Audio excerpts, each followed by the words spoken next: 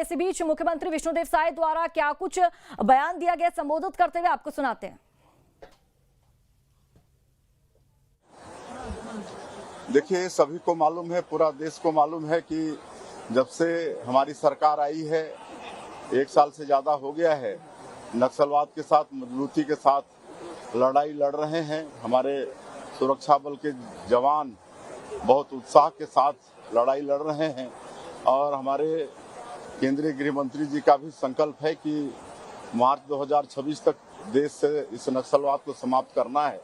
और जिस मजबूती के साथ लड़ाई लड़ रहे हैं, मुझे पूरा विश्वास है कि उनका संकल्प पूरा होगा। हमारे बस्तर का जो एक हिस्सा, करीब 5 जिले जो नक्सल प्रभावित है, आने वाले मार्च 2026 तक नक्सलवाद वहाँ से भी समाप्त होगा। वहाँ पर शांति व्यवस्था होगी। आज लगातार उस क्षेत्र में सुरक्षा कैंप खोल रहे हैं और 17 विभाग और 53 योजनाओं को नियत निलाना योजना के माध्यम से उस क्षेत्र में मजबूती के साथ सरकार पहुंचाने का काम कर रही है।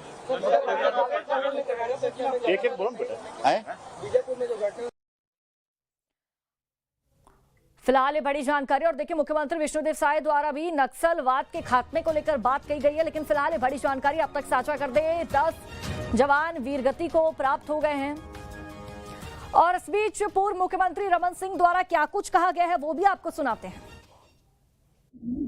नक्सल जब इनके खिलाफ बड़े ऑपरेशन चलते हैं, वो कायराना हरकत पे उतारू आते हैं और ब्लास्ट करके जवानों को करीब जो अभी तक की जानकारी आ रही है कि हमारे 10 जवान शहीद हुए हैं।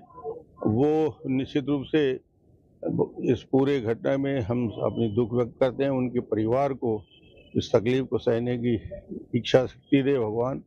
और नक्सलवाद के खिलाफ जो गंभीर कदम सरकार उठा रही है, छत्तीसगढ़ सरकार, गृह मंत्री विजय जी और केंद्रीय गृह मंत्री अमित शाह जी और दोनों सरकारें, तो इस कदम को और आगे बढ़ाएंगे। इससे इस घटना कायरतापूर्ण घटना से सरकार डरने वाली या झुकने वाली नहीं है। कठोरता से इनके खिलाफ कार्रवाई जारी रहेगी। और अब हमारे साथ संवाददाता अंकुश लाइव जुड़ चुके हैं। अंकुश, क्या फिलहाल अपडेट मिल पा रहा है? जानकारी के अनुसार 10 जवानों वीरगति को प्राप्त हो गए। 10 जवान की आधिकारिक पुष्टि इस बात की हो चुकी है अंकुश?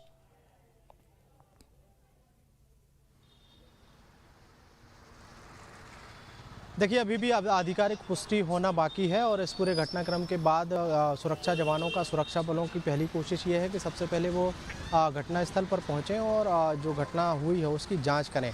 दूसरी सबसे महत्वपूर्ण बात है कि इस पूरे घटनाक्रम में जो जवान घायल हुए हैं उनको सबसे पहले उपचार मिल सके, उनको तत्काल प्रभाव से हॉस्पिटल भेजा जा सके। इन तमाम चीज़ों की व्यवस्था में फोर्सेस लगी हुई है।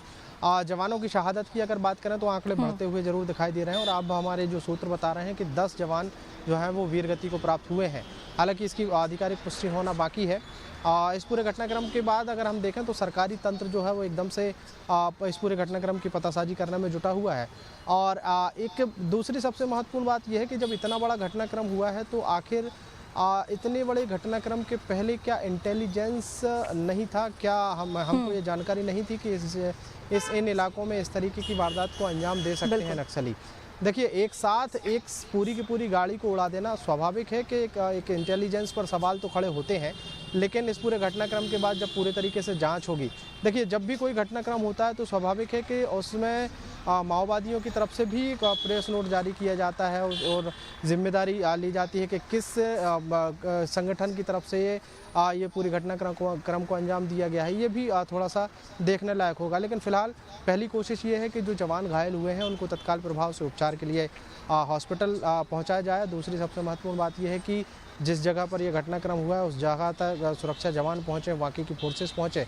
देखिए, पहुंचना केवल एकमात्र साधन नहीं है, पहुंचने के साथ साथ ये भी देखना पड़ता है कि जिस जगह पर ये पूरी घटनाक्रम हुआ है उस जगह पर और भी कोई प्लानिंग तो नहीं है नक्सलियों, क्योंकि नक्सली हमेशा जब कोई भी वारदात को अंजाम देते हैं तो उस वारदात के बाद वो और क्या कर सकते हैं, ये भी कहीं ना कहीं उनकी प्लानिंग होती है। तो उस चीज़ से भी थोड़ा सा बच के रहना है, उन सब तमाम चीज़ों को भी देखना, ये भी सुरक्षा बलों का काम है।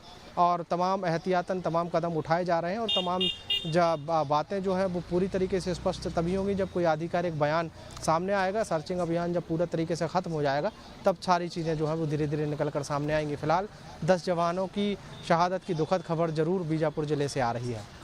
बिल्कुल अंकुश, ऐसे में केंद्र सरकार बात करती है कि नक्सलवाद का उसको समाप्त कर देंगे, नक्सलवाद का खात्मा 2026 तक कर देंगे, लेकिन सबसे पहले तो जवानों की सुरक्षा के बारे